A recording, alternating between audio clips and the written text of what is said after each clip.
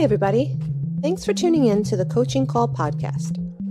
On this podcast, we'll cover various types of coaching by trainers in sports, martial arts, fitness, and business. We'll discuss each coach's methods to getting the most out of their respective athletes or clients and how they attempt to change the platform in which they coach. Join us on a fun adventure as we discuss unique coaching styles. Coaching is a universal part of how we get others to get something done. Join your host, Raphael, and his guests on this unique journey in coaching. Hi, I'm Sifu Raphael, and this is the Coaching Call podcast. If you enjoy this episode, please subscribe and leave a review. This episode was made possible by listeners like you. Michaela, thank you so much for joining me today. How are you? I'm good. Thanks for having me. Glad to be here. Oh, yeah, absolutely. So we, through Echo, we kind of met that way, and I was super impressed by you, by all that you've done. I mean, you've written books, you've done all these amazing things.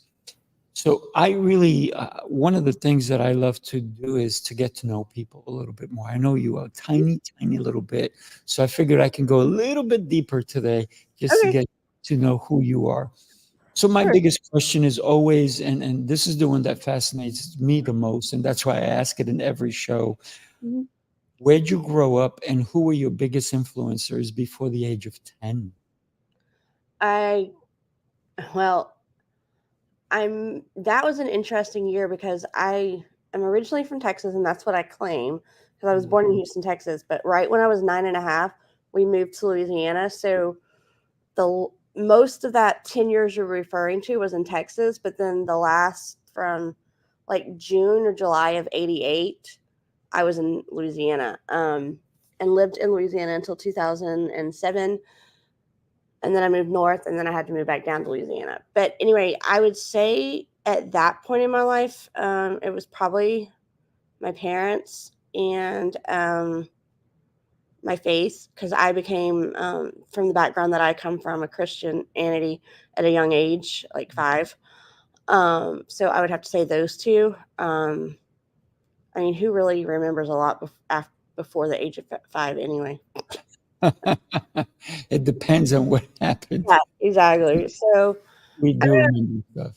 And I wouldn't say a who, but I learned a lot early growing up with a disability. So the situation kind of influenced seeing the world very differently and starting to have experiences that were different from most people. And I guess forming my own opinions and perceptions of how things work when you come from life with a disability probably had a lot to do with it, even though I may not have realized it then. Can I ask you, were you born with the disability or it came after? No, I was born completely blind, and where I didn't see anything. I was a bit of a medical and family fluke or mystery, per se, because there was no family history of it. I mean, they all wear glasses now because they're older, and, when we get older, we need to, I can't see, I need to look closer, or nearsightedness or whatever, but nothing like the complicated concoction that I have. And it's not genetic because thank God my kids don't have it. But so, and I was born in 78. So yes, I'm showing my age, but obviously we don't know everything still now, but we know a lot more now than we did in the late 70s, early 80s. Right. But no one could really explain it. And so it's kind of weird and a fluke. Like, what the heck? Like, there's no reason why she should be in this situation when I was born totally blind, and they couldn't explain it. And then from my background and story, we believe that God healed me and granted me my sight when I was 7 months old. Although, yes, I do see it still impaired. Mm-hmm. And they couldn't, as much as they couldn't explain why it happened, they even more couldn't explain how I was seeing when I wasn't supposed to. So it was kind of weird. Yeah. Wow. From the science and medical standpoint of it. So yes, there hasn't been a day, or will there ever be a day, that I haven't seen the world through totally screwed up, jacked up eyes, or not experienced the life. I'll never know what it's like to see normally. So it's just my normal, which is not normal. But, anyway, what the heck is normal anyway? So, yeah, right. And, some of the people who actually have sight, like I have sight, actually don't see. They probably don't see as good as you do, right? Because you see things like you said differently. You see the world differently than we do. Yeah. So would you consider that a gift or a disability? I think as you're older and you care about different things and you see the value and wisdom and different perspective, it's a gift and it's worth it in the end. But I think when you're a kid and you haven't figured that out yet, you Mm. only, excuse the lack of the pun, and in this case would be a weird pun, you only see what's in front of you. So you're not thinking about the deeper level of things and you're just thinking about this can really stink sometimes, Right. when you're thinking about just the physical, actual aspect of how it's impacting me. But then I always had the perception, I'm not saying it was ever easy or that it wasn't challenging and it wasn't frustrating, but I never really remember. I mean, I remember getting frustrated about how I had to deal with things, but I don't really remember being like mad about it because I always knew that at least I had my vision and I was seeing instead of not being able to see at all. Mm. So were you able to not use a walking stick, if you will? Were you able to? I didn't use it for a long time. I've been trained in it, but Mhm. as I've gotten older, I've come to the reality and the conclusion that I'd rather make my life easier work better. And so I like, screw it. I'm just going to use it when I need to and not worry about the heck with what everybody says. And I do use it when I travel, when I'm in unfamiliar surroundings. Makes a lot of sense. And it's, and I love the fact that you said that you're not necessarily using it as a crutch, but as a tool. Yes, Yeah, that's absolutely. and you said something that I can only understand that it can drive deep into a lot of people when they look at somebody with a walking stick and then they judge them differently. Right. I always figured they did, but I mean, who am I to say what people are thinking? But I Right. feel like they do, but maybe they do, maybe they don't. We can't really know what's in each other, in everyone's minds. But Correct. I do know from the employment standpoint, and at least in America, it creates an interesting circumstances when you have a disability.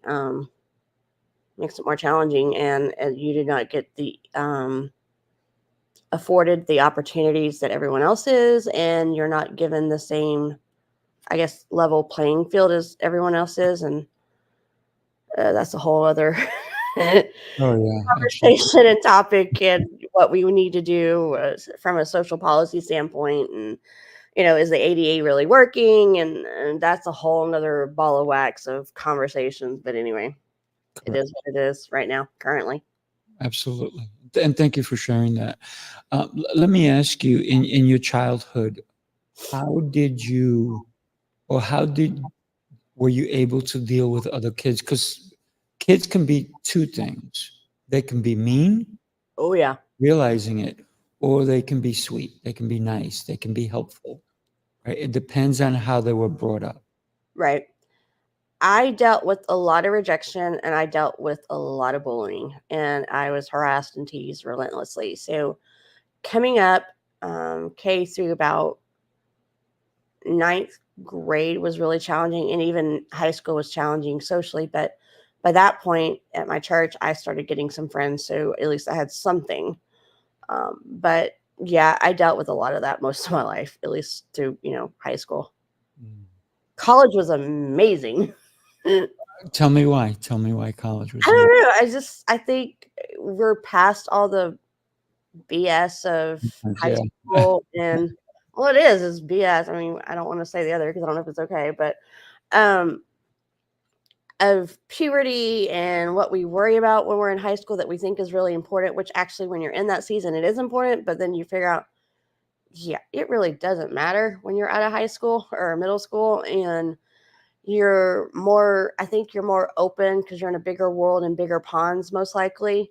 And you see a more diversity in people that have different points of views and perspectives and experiences.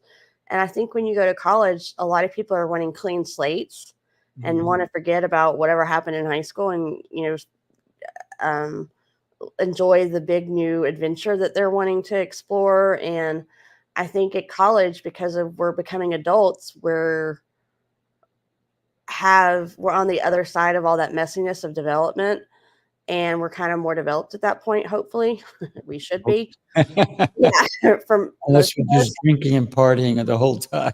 Yeah, but for the ones that aren't, or when you're not partying, you may be delving into and willing to see what's out there and give it a consideration. You know what I mean? Instead of just focusing on what a lot of people focus on in high school. But anyway, I don't know. It's just different.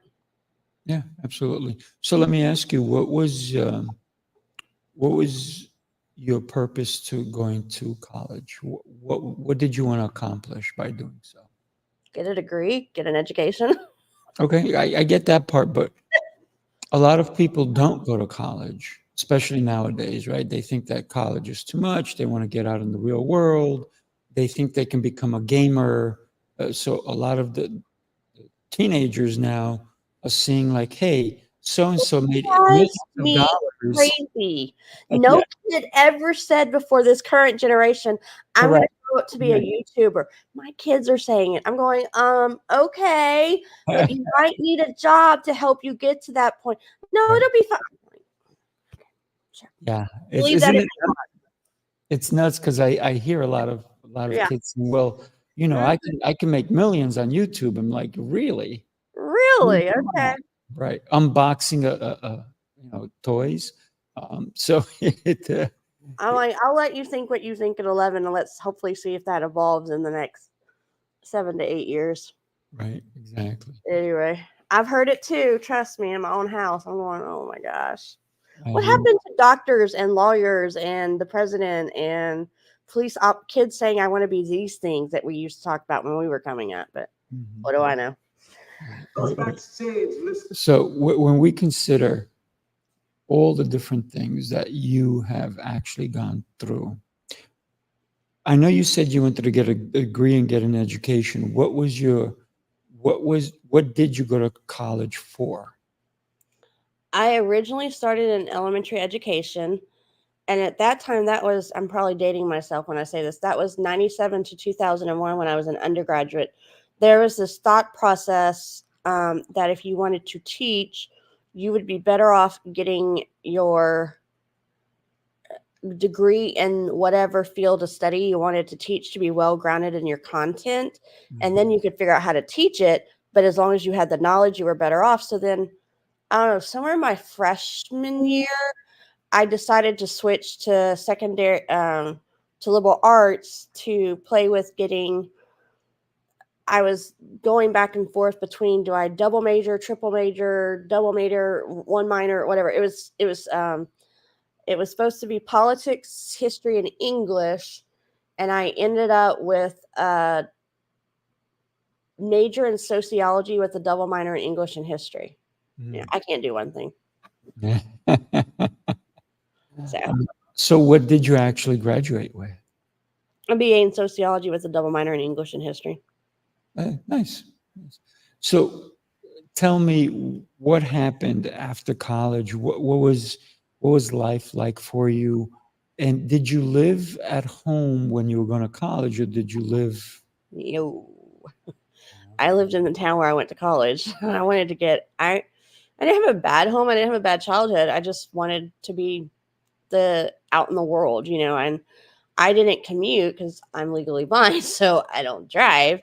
Right. Driving and legal blindness should not ever go together. The world is welcome. The roads are safer. But I lived on campus the first freshman through junior year in a college in the town where the university was. And then I had an apartment my senior year that wasn't far from campus. And then if I could get a ride home on the weekend or if my parents came to town, fine. If not, then oh well. Gotcha. So you made me have a thought. You don't drive. So how do you feel and how excited are you about cars becoming autonomous where you can just get in the car and tell it where to go and it takes you there? I don't trust them. And the reason why I don't trust them is because despite what sci-fi or current actual potential reality may say about AI, or I don't even know what would create that. I'm not the tech person, but no technology is going to ever do the genius of the human mind and creativity, in the sense of, yes, we're creating the technology, but I mean, how many times do we gripe about, oh my God, my computer died, I've lost all my data. Uh-huh. So all it takes is one malfunction for that system to go down that's based off of technology, or to lock us out. And I'm like, no, I would rather rely on my own smart knowledge of the world. And I'm no thanks, I'm good. I'll be very happy to keep taking Ubers and Lyfts and paying people to take me places and getting lifts from friends. So I'll pass. Thanks. I get that, but that's what they're looking to do. Uber and Lyft is eventually get rid of the drivers and have And I will self-driving stop cars. taking them at that point as well. I got you. I understand. So when we consider your life, you moved away from home. It wasn't that far. It was 30 minutes at But times. still, you're not living at home. You're kind of living on your own, right? Oh, did you have roommates? Tell me about that. I had roommates while I was on campus. Although, oddly enough, funny story, sophomore year, I had a roommate, quote unquote, on Right. paper, and she was never there. The guy I was dating at the time saw her more in class than I ever did, because they had engineering classes together. And the only reason she kept the room on paper is so her parents would never know she was living off campus with boyfriend and friend. So I virtually had a private room my whole entire sophomore year. Hilarious. But I technically, either in reality or on paper, had roommates all 3 years on campus. And then my senior year, I had this situation where you had your own room that you paid for, but there was 3 other rooms in the apartment that you shared the The kitchen, the kitchen living and the room. living room, but you only paid for that room, and everyone. So I don't know how to. So it was an apartment, but it wasn't. I don't know how to. What A, kind of? a shared apartment. Yeah, I guess so. Yeah, Everybody had their own room. I yeah. have a I have a client of mine who actually runs a bunch of them, and she runs them near colleges, and she makes tons of money Oh yeah. because she said, I get almost, depends on the neighborhood, right? But she goes, if I have 2 tenants, they pay the same amount if I had a full family living there. Like if Mhm. I rented out the whole place, right? Yep. But sometimes she has 4 to 6 tenants. Yep. So she's making bank, if you Oh, will. no doubt. I Yeah. don't. And kids would rather do that than be on campus. So I have no doubt she's making bank. But I mean, from what I can tell, most universities are going to apartment living anyway. Like I don't know any kids that ever say I stayed in the dorms anymore. That makes a lot of sense. So let's talk about your first job. Tell me about that and how was that and how did you acquire it? Okay, first job like after college, or first job like we do in Ever, high school? ever. Okay. I was my summer between my junior and senior year, and I kept kids at like a church Mother's Day Out program or something. I don't know. I don't remember. It was Mother's Day Out or summer care or aftercare or something. It was a long time ago. It was that would have been summer of '96. What was your duties there? Just help out with the kids and take care of the kids and typical childcare stuff. Oh, okay. All right, cool. And so tell me, after college, what was that like? Well, I was married after college. Mm. So I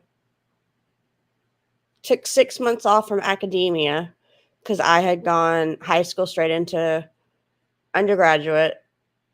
And I'm sure you can imagine someone who, even though I'm very good in academia, what it takes for me to do well in school is way more than most people would ever dream of, because outside of the not driving, the key to my vision is what makes it most the biggest problem is it takes me longer to do everything. So I always had accommodations, even from kindergarten up, and depending on what year we were talking about and what type of challenges that came with that grade level, as because as we all evolve and get older, there's new things at every level of, the next thing, you learn different things in first grade than you do second, third, fourth, fifth, on up through 12th grade and then university. So it wasn't that the vision changed The vision was always the same.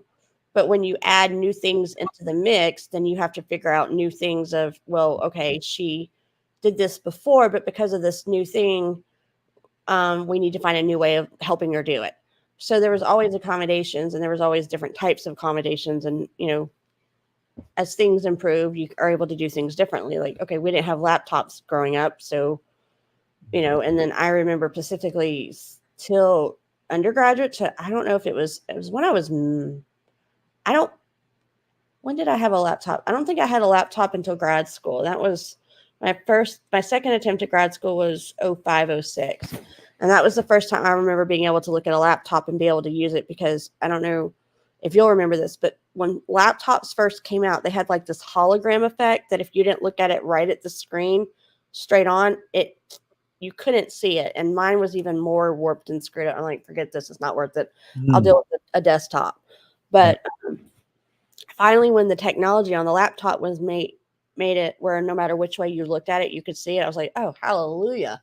I can get rid of this 20-inch desktop and just do it on my lap. And, I've used laptops ever since. But so it just depends on the situation and the year. But school does take a long time for me. And so when I was in college, I didn't work. I had one job, and it was very limited in hours. So when I got married, I took 6 months off before I went to grad school. And so I didn't do anything really other than just like, okay, I'm chilling out. I'm enjoying newlywed life, and let's see where this goes, and we'll figure it out. But anyway. Gotcha. So, one of the things that the topic for today's show is finding grace through grief. Tell us why that's so important to you, and why you started even advocating for that and helping. Well, my life story is, I've always called it the 38 triple D. It's not what you think. So come on, everybody, get your mind out of the gutter, people. Yeah, it's and maybe when I was pregnant, but I haven't been pregnant in a long time, because God help me, my daughter is going to be 14 in August and starting high school. Lord help me. But and then my son will be 11 and finishing up elementary school. But anyway, that's a whole nother thing. I've always called it that because I went through a journey of, we've talked about the disability part, so that's the first D.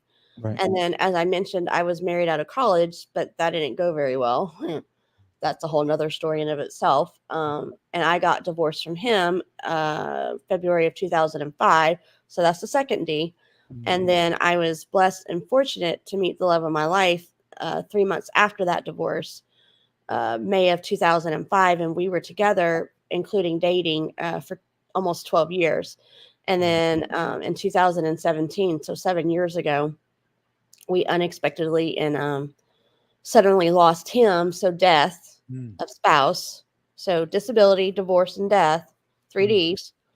And I was 38 at the time. So I can say by the age of 38, I've been through 3 Ds of disability, divorce, and death. And I mean, the divorce was a thing when it was a thing, but that was 19 years ago. So it's kind of like, whatever, man. I mean, it was important at the time, and it was an ordeal to go through, but I'm like, I don't really, it's just part of my story at this point.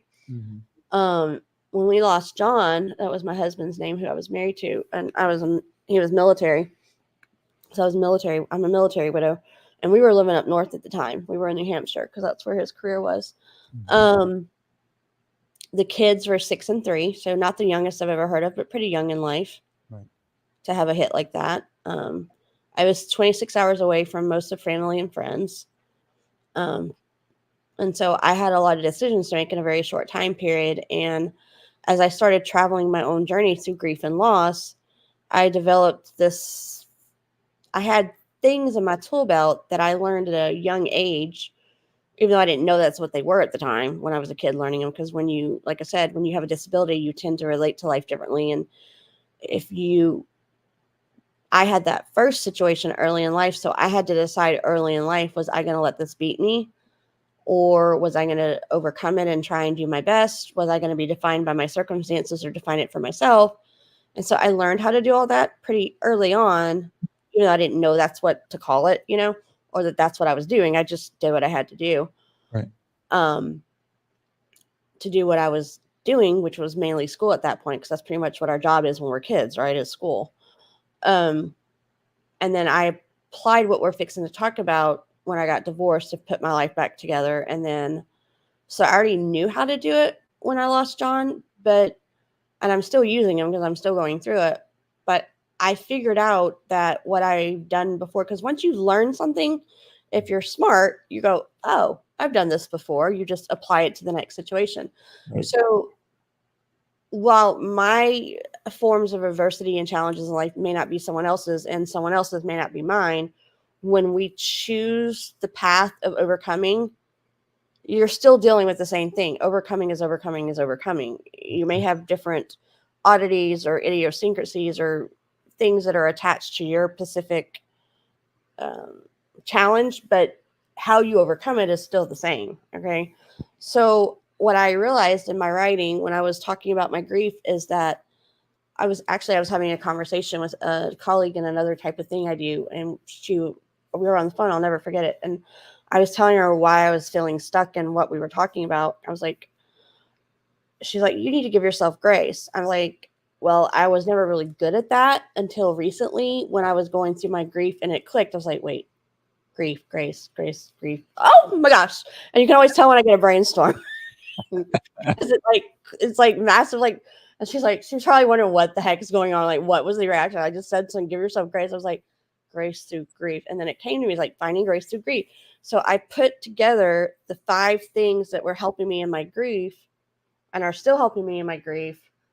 And then oddly enough, like I said, I already knew how to do them. I'm just applying them to a new set of circumstances, which is traveling the journey of loss and grief.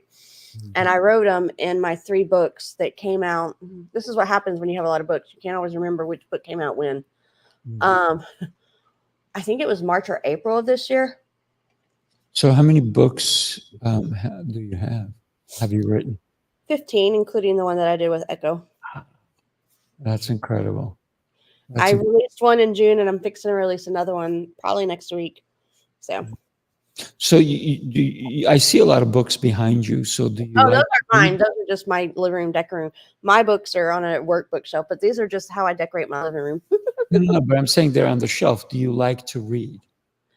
I love to read. I've always had the heart of a reader, but I just have to read differently than everyone else. Like you'll never let me visit.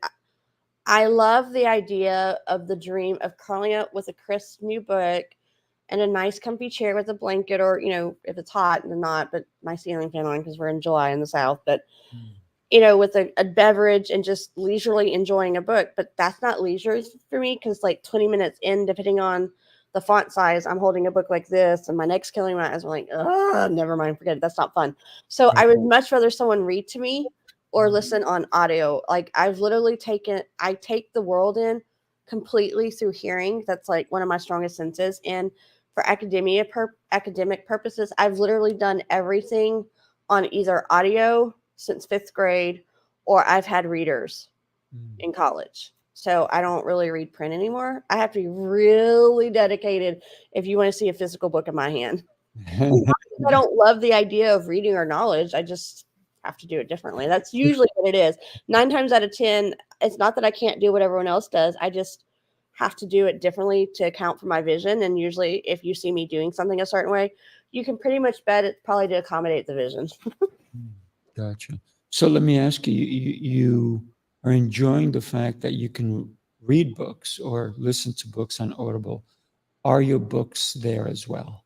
I want them to be there. I really do, but that takes a lot of capital, and that's what I'm trying to work out. But I think I've found a potential situation that may help me jump into that sooner than I thought, because I very much believe in the power and the importance of audiobooks, even if you're not disabled. I mean, they're just so convenient, and it feels like, I don't know, it just works for a lot of people, for whatever reason. And so I believe in it very much. Like I wouldn't have been able to do what I did as easily or as well, or as efficiently without having things recorded or, put on when I was in elementary school, they were actually audio cassettes, because that was before CDs. Kids say like, what?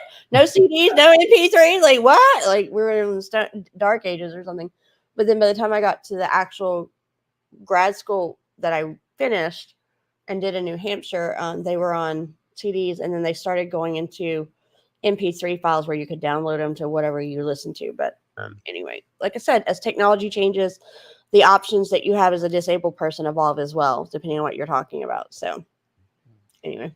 Would you say that technology has allotted you more opportunities? Yeah, from a work standpoint. Yeah, for sure. Nice. Either through enlarging software or like, I don't really use that software anymore. It was called, what was it? It was called Zoom Text back in the day, put out by A1 Square or something out of Alabama. And it could be used on PCs, but when I was an undergraduate, they didn't, or when I got my first MacBook, it wasn't compatible with MacBooks, so I quit using it. But I think now it can be used on MacBooks. I haven't used it in a long time because I don't need everything that it offers, but it's a pretty incredible software, actually. I just enlarge things either in Google or on my actual MacBook without needing additional software, but I did use it for a long time. Nice. Nice. So considering you're not able to drive, you Uber or you get rides, that means that you have to plan everything out, right? I am the most Uber way, like, chaos and disorder are not my friends. Okay. I need organization and I need order and structure to make my life work. Okay. I am like, my friends laugh at me because they're like, Michaela, that's like 6 months away. We're not even. I love it. I love it. I'm sorry. It's just what I have to do. Like, you know how most people, if they never procrastinated, they start to procrastinate in college. It's like the way of life in college. I didn't do that. Like, I rarely ever procrastinate. I joked with a girlfriend recently in a conversation. The only time you'll see me procrastinate is when it comes to housework. No, I'm kidding. Like, I didn't procrastinate in college because the reason why I'm able to do what I do is because I plan ahead and I had to work with readers and scribes and their schedules and my schedules. And if we want to have this done by 2 weeks, it's just like this domino effect. And I've learned that if you have plan A and B, they're probably going to go to crap. And so you might as well have through H and hopefully one of them works out. So anyway, it works for me. Yeah, I'm the same way. I recently told one of my managers, listen, on October, and I think it was October 9th, I have this meeting, and they're like, that's so far away. Right. That's what the most reaction you get. Yeah, I know. Right. It's so far away. I said, yes, but I want to make sure that you don't book anything else during that time. This is the reason that I'm telling you now. They're like, oh my gosh. I'm like, this is what I'm telling you now. So please take care of it. Walk it out, dude. That's all you gotta do. Make sure I don't get double booked because getting double booked is a nightmare. Yeah, absolutely. So 6 months out, and you're already telling people. So people who my writing schedule, because I'm writing 5, 6, adding eventually 7, 8 series. I've mapped out. Well, because now we're closer to 2025. I need to go back and remap out and up my years, but because deadlines gotten moved around. But I can probably tell you what I'm going to be writing through 2027 and probably through 2030. That's incredible. Most people who don't have my brain for writing, they're like, never mind, you're giving me a headache, go away. I'm like, okay. You're making my head spin. It's just the way my brain works, and it's just my life. It's what I do. Did you ever consider that you can probably be so useful to a corporation because they don't think that way? They don't think the way you do. They only plan maybe next year, but they don't plan 2, 3, 4 years ahead because things do change. Exactly. That's probably what they would say is like, we can't account for that because it'll change 5 times over, which is actually a funny story. I was the planner and everything in my second marriage, and John, we were such a good couple because we balanced each other out. He would plan the really long-term stuff down the road, which I can do too, but like in the big picture thing. But when it came to everyday stuff, because he was military background, he was like, babe, I'm not going to plan that out because the odds are it's going to change 10 times over. So you're better off just going with it. So we would pick, but this doesn't work that way. And that doesn't, and then we'd have our own way of doing things and it would always wash out in the end. But it was just hilarious because he knew I was the planner and I knew he wasn't. It was like, oh my gosh. Anyway, that's the way it works. Yeah, but that definitely, that structure is what a lot of people need. Yeah. yet they don't have it. And then they wonder why things didn't work out. Right. In my opinion, is because I guess it's just the way my mind works, so it's easy for me. And I guess it's second nature for me, but I'm like, if you took 5 minutes and you planned it out, it wouldn't be that difficult, but whatever. Yeah. Anyway, like I said, it's just how my mind works. So each to their own. Yeah. Like even today, basically almost every minute is accounted for. And somebody reached out last minute and they say, "Hey, can you do this?" I said, "No, I'm booked. I'm Yep. booked. Like, you can't call me last minute. Mm-mm. If something gets released, then yeah, I'll be available. But usually that doesn't always happen." Well, I mean, I guess people say it outside the military, but I always heard it in the military context. Piss poor planning on your part doesn't constitute an emergency on my part. That's right. I love it. It's a great saying, by the way. Yeah, it is. I'm like, sorry, dude, you're just SOL. Shit out of luck. Uh-huh. Exactly. But catch me next time when I'm, you think it through. Which sounds kind of rude, but true. Can you plan for me in advance and then let me know now that you're going to ask me? I'm just kidding. Yeah, exactly. Yeah, but that was part of one of my coping mechanisms and part of the things that makes my life work. Like I said, there's a reason why I do a lot of things. It seems random, but there's really a method to all the madness that most people would think was madness. But back to the finding grace through grief, I learned these things early on. And we talk about this one in a lot of ways because you need to know your why and your purpose. You need something that grounds you when the world is falling apart around you.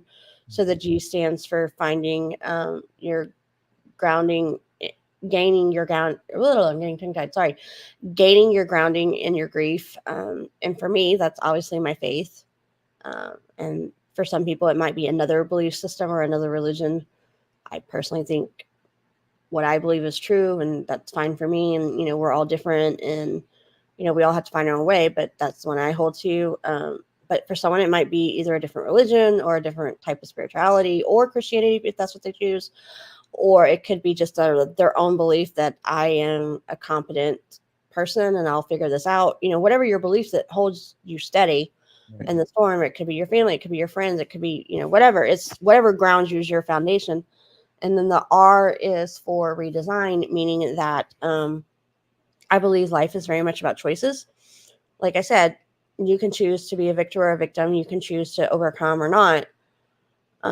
You can choose to see it how you see it, whether that's whatever two perspectives we talk about, glass half full, half not, whatever verbiage you want to put on it. And so when the life you thought you would have is crumbling around you, and whether you wanted it or not, because sometimes we're faced with circumstances that we choose, and sometimes we're faced with circumstances we didn't choose. That would be it. I didn't choose any of most of what we talked about today. Yes, I did walk away from my first marriage, but I did not choose what led up to that decision. That would have been on him, but that no longer made that marriage workable. So I did choose to walk away, but that was the right decision for me. But most of that, on all these of the 3Ds, I didn't choose any of it. So what I do get to choose is what I do with it, and what I try and do afterwards and through it, and my response to it. So I like to say that I've worked really hard not to be defined by my circumstances, but to define it for myself. And another expression I got from my husband, who was in the military, is basically the attitude I've always had is hold my beer and sit back and watch, because telling me no is pretty much a guarantee. Yeah, that's probably not gonna. Yeah, it's probably gonna happen. I mean, for anyone that may can see, I'm a redhead for one thing, and I'm a Southern Texas Scorpio girl. So there you go. Let the reputation of those 4 things precede it. I try and honor that reputation, but yeah. So I've just always decided that I was raised with the idea of you don't quit, you don't give up, you don't stop, and you do the best you can, and you see where it goes, and you do what you got to do to get the job done, and you figure it out. Is it easy? It's not about I've never said it was easy. I never said it wasn't simple. I just said it is what it is, and you got to do what you got to do. once you decide that's what you want to do, and not let it stand in your way. Now, obviously, there are some things I can't do, like driving, for instance. There's nothing I can do about that. I can't move that mountain, but I can sure as heck go around it and under it and over it and through it. So you find your way, you come up with another situation that allows you to still do what you need to do. That's resourcefulness. So I've chosen to not be defined by these circumstances, and I've chosen to create my own new design and path of what I want out of life. So that's the R. And then the A is for learning to live in abundance, which that can be finances, but I'm not your financial girl. I have my own planner. There you go. That's smart. Yes, the planner girl can have a planner. Okay, people, it's a thing, and it's okay. I want to help with the planning when it's not my area of planning. But I'm more talking about in your mindset. And I think sometimes our mindset is the bigger challenge, because we can't always control what flies into our heads, for better or for worse sometimes. But we do get to choose what we do with those thoughts. Which ones are we going to speak into our emotions and our choices and our actions and our decisions? Which thoughts are we going to, what's the word I'm looking for? Hold on to and be a part of our story and affect us. Are we going to reject certain thoughts, or are we going to accept those as that has to be our reality? Are we going to have a mindset that's toxic, or try and think positively? There's a reason why in our country, in America, we say mind over matter. And if you put your mind to it, you can do it. And I think a lot of times that's actually the master key that opens up all the doors, because it's really true. If you put your mind to it, you're a lot more, a more better chances of doing whatever you put your mind to. And so I think your mindset can fuel how you see things, which may give you the power to be able to do the choices that you said you wanted to do. So that's the A. And then the C is choosing care and clarity over chaos and confusion, which is basically about self-care. Because when we care for ourselves, we're able to give the best version of ourselves, and then we'll have a clear mindset and allow us to be in the good mindset to do what we need to do to stay true to the choices that we're grounded in. So there's the C. And then the E, is about being essentially equipped. And really all of these could be an individual conversation in themselves. Is about being essentially equipped, which is basically just getting the tools you need, like planning or, finding resources you need and being resourceful and thinking outside of your box that helps you to do what you need to do on your journey. It could be any area, things that you need help with. And I know why people feel like that's a challenge, like they're vulnerable if they ask for help or it's whatever, but I never understood that. And like I said, I learned this early on because I never had a choice. I had to advocate for myself. I had to ask for help, if I wanted to work through my disability. So I kind of got over I don't want to ask for help a long time ago. So it's not really been a thing in my life. I see it as I'm just doing what I have to do to get the job done. Me asking for help allows me to keep going on and doing what I need to do and accomplish what I want. So it's actually a path to what you want instead of a roadblock like most people see it as. I mean, I don't know why we're so afraid of it, because we teach our kids when you're in school, if you want to know something, you raise your hand, you go, hey, what's up? I want to know this. Like, help me out. Like, tell me. It's just a question. It's just finding something out. You're not going to gain anything or lose anything you don't already have. You're either going to get it or you don't. So I understand why people struggle with that, but like, whatever, man, it's not a thing for me. It's not. I agreed. I'm just like, either want it or you don't. Afraid. Why are they so afraid? You're not going to go on a vacation without things. I mean, if you want to go on a trip, you're going to need a car or a plane ticket or a bus ticket. You just do what you got to do to get it, right? Unless you want to stay home and not move. So, I mean, whatever.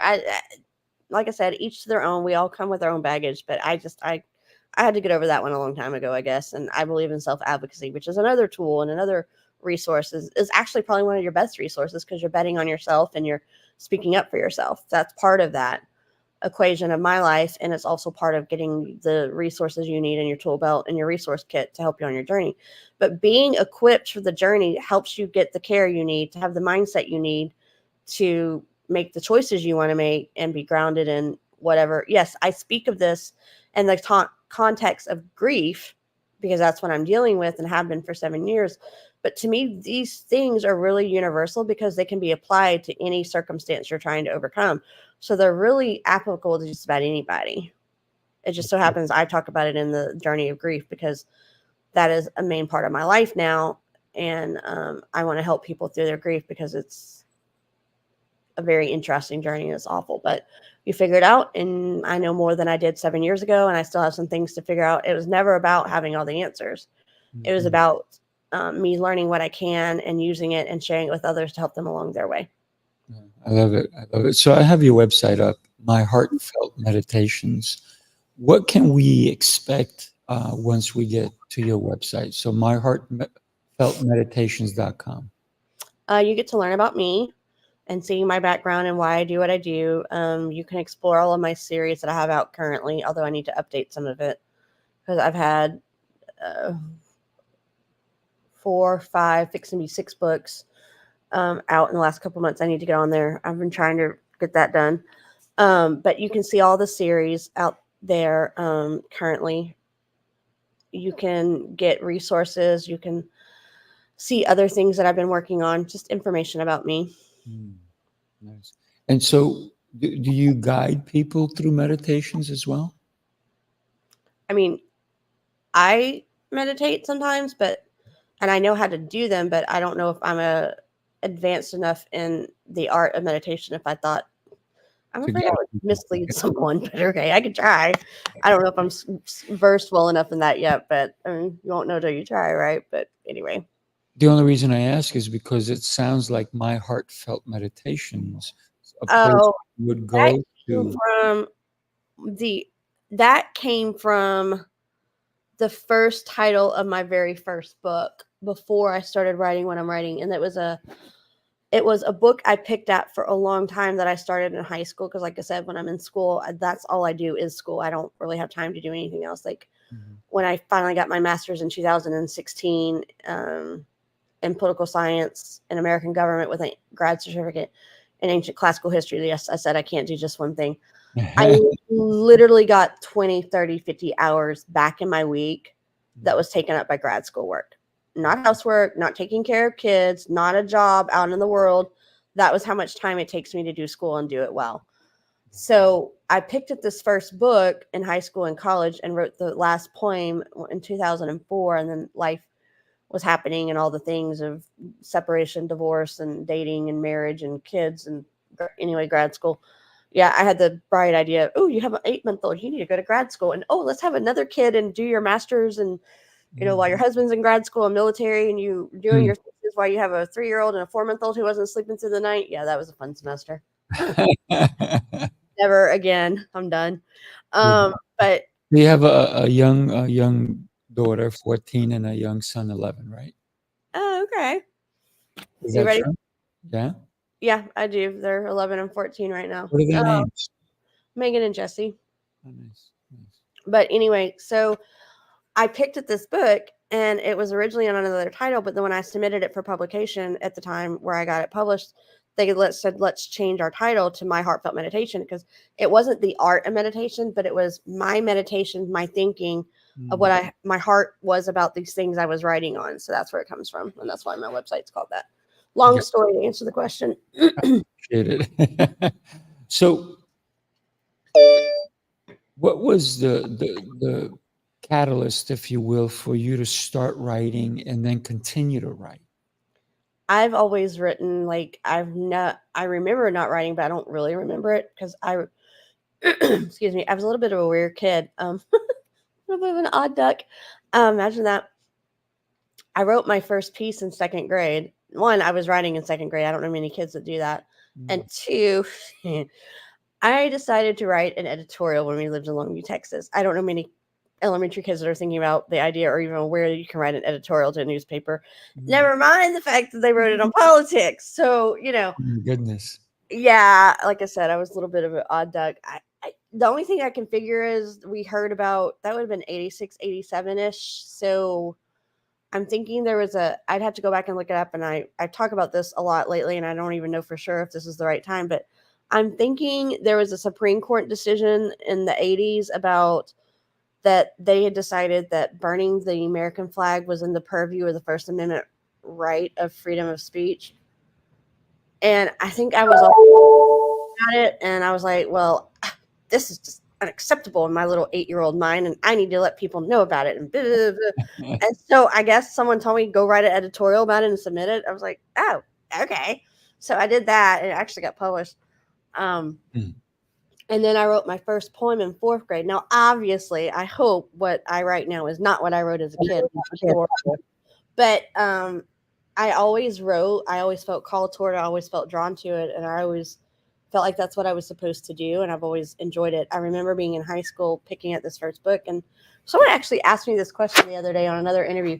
They're like, what gave you the idea that you could do something with this? And I remember it was my freshman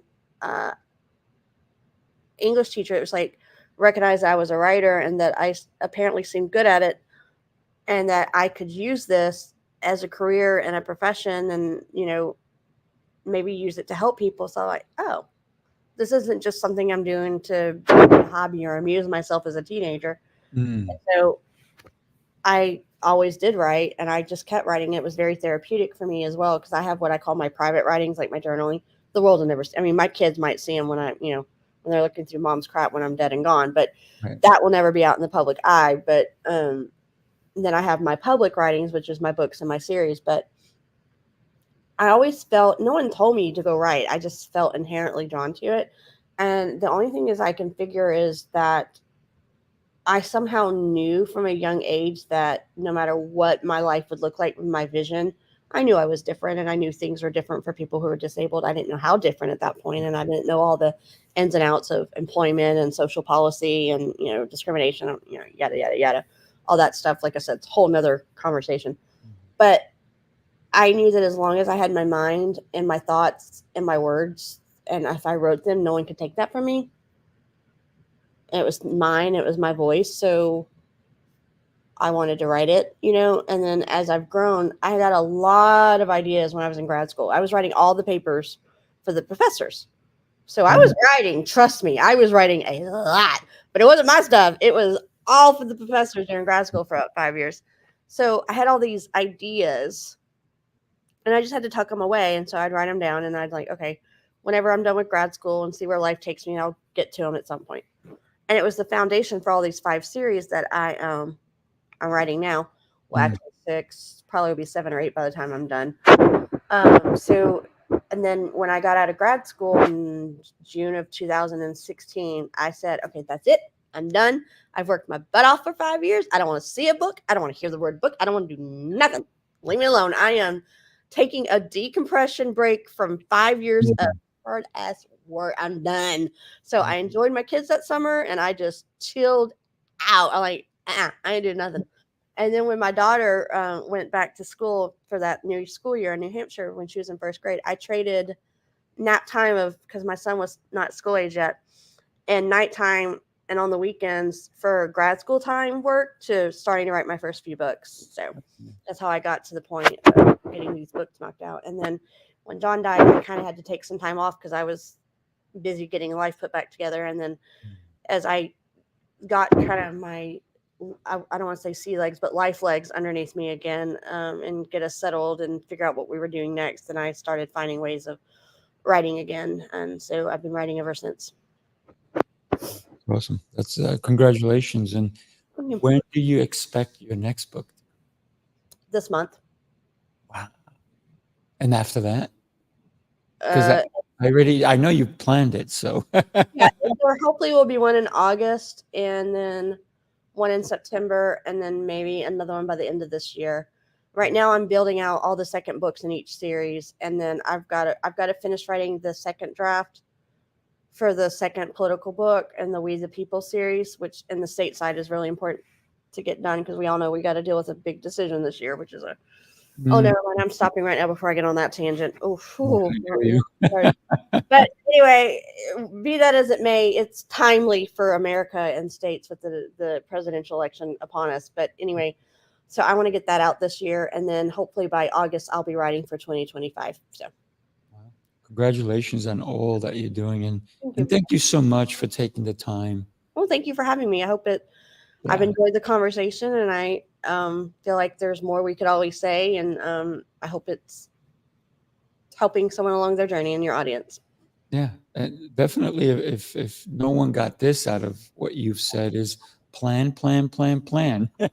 I hope yeah, that's true, but that's just a personal opinion and way of doing life. But I It's hope mine too, everything by more the than way. It's mine as well, because without that. planning, what are you doing, right? Yeah, I know, right? Otherwise, someone else will plan for you, and that may not Yeah, always go the yeah. way you want it.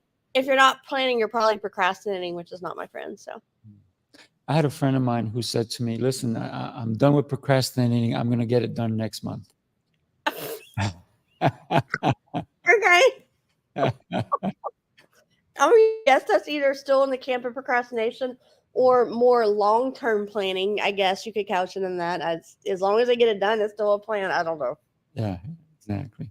Well, Michaela, thank you so much for being here with me. I truly appreciate it. Everybody go to myheartfeltmeditations.com, learn more about Michaela, take a look at her books. And if you ever get the chance, I would love to get a signed copy of Okay. any of your books. It would be amazing.